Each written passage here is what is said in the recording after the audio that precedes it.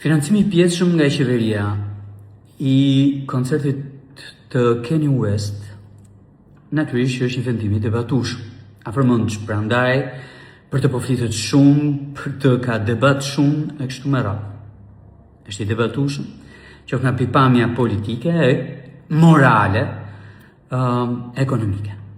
Në këtë të fundit, do doja ta thoja që në qoftë se përfitimi I menjëhershëm I ekonomisë do të jetë qoftë edhe 100 euro më shumë se sa 400 milion lekët e financuara, ekonomikisht është I justifikuar.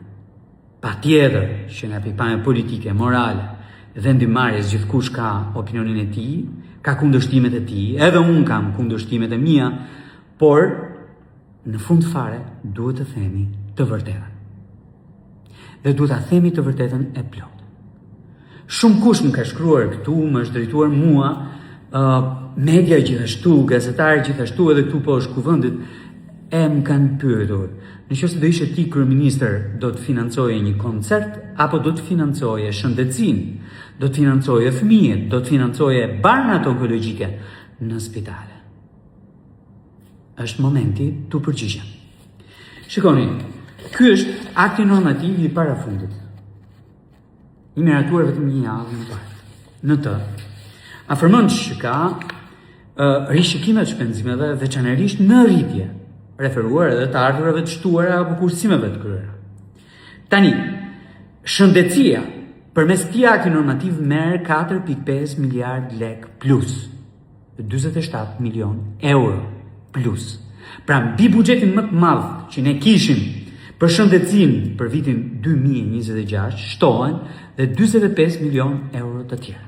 Dhe ku shkojnë? Tek fëmijët.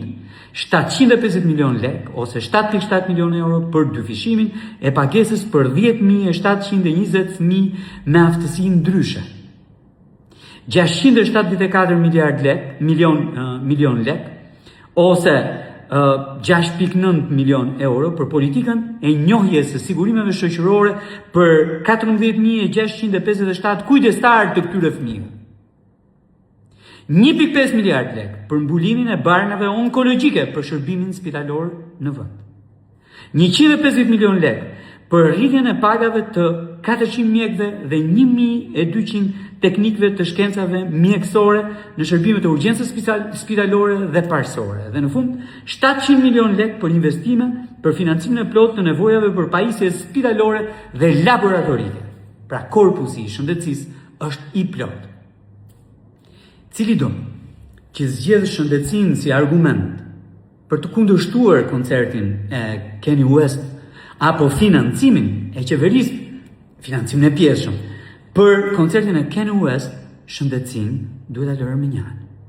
Afërmend që parat në shëndetësi nuk do mjaftojnë ndonjëherë, ama duhet ta përsëris, kemi buxhetin më të madh në histori dhe në krahun tjetër në shëndetësi.